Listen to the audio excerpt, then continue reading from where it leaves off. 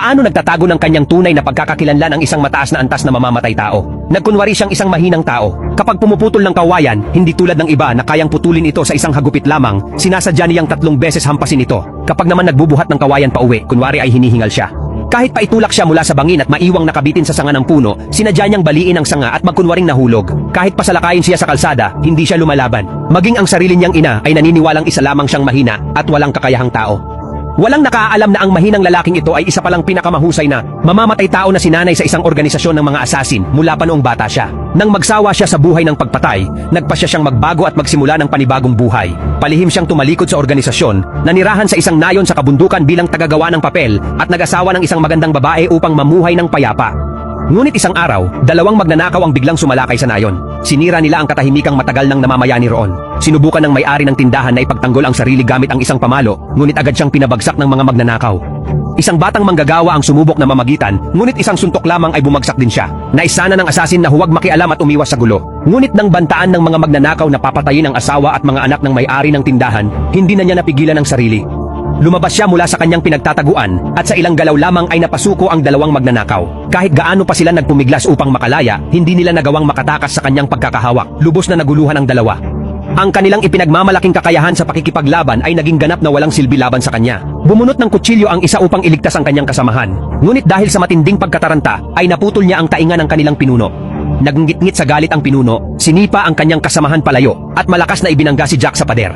Sa lakas ng pagkakabangga, biglang nagsara ang mga pinto at bintana. Gumapang si Jack sa lupa habang pilit na tumatakas. Ang isa pang natitirang magnanakaw ay sumugod upang patayin siya, ngunit bigla itong natigilan at bumagsak na patay sa mismong lugar. Pagkatapos nito, kinaladkad ng pinuno si Jack patungo sa tubig at walang habas siyang binugbog, ngunit maya-maya ay bigla rin itong nanigas at nahulog sa tubig na wala ng buhay. Nang suriin ng mga mediko ang mga bangkay, wala silang natagpuang anumang sugat na maaaring naging sanhi ng kanilang pagkamatay. Ngunit ang kakaibang pagkamatay na ito ay pumukaw sa hinala ng isang pulis.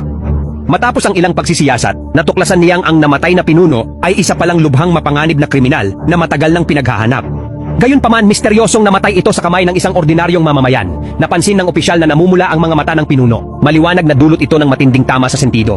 Ang sentido ang isa sa pinakamahalagang bahagi na may kaugnayan sa pagtibok ng puso. Kapag malakas itong natamaan, maaaring agad na tumigil ang puso. Pumunta ang opisyal sa pinangyarihan at natagpuan niya ang nabaling ngipin ng pinuno. Tinawag niya si Jack at inutusan itong ipakita ng eksakto kung ano ang nangyari. Sinubukan ni Jack na itago ang katotohanan, ngunit naramdaman ng opisyal na may kahina-hinala sa kanyang mga kilos. Napagpasyahan ng opisyal na ang dahilan kung bakit hindi nakatakas ang mga magnanakaw ay dahil gumamit si Jack ng isang natatanging teknik upang pigilan sila. Naputol ang tainga ng pinuno dahil sa mismong sandaling ihagis siya, gumalaw siya ng ulo. Ang galaw na iyon ang naging sanhi upang biglang magsara ang mga pinto at bintana. Pagkatapos nito, binasag ni Jack ang mga ngipin ng pinuno at tinamaan ang dibdib ng isa pang magnanakaw, dahilan upang tumigil ang tibok ng puso nito. Sa huli, kinaladkad niya ang pinuno papunta sa tubig, ginamit ang presyo ng tubig upang pahinain ang kakayahan nitong umatake, at saka ibinigay ang nakamamatay na tama sa sentido. Napagpasyahan ng opisyal na ang lalaking ito ay tiyak na hindi isang ordinaryong tao, at ang buong insidente ay lalo pang naging misteryoso.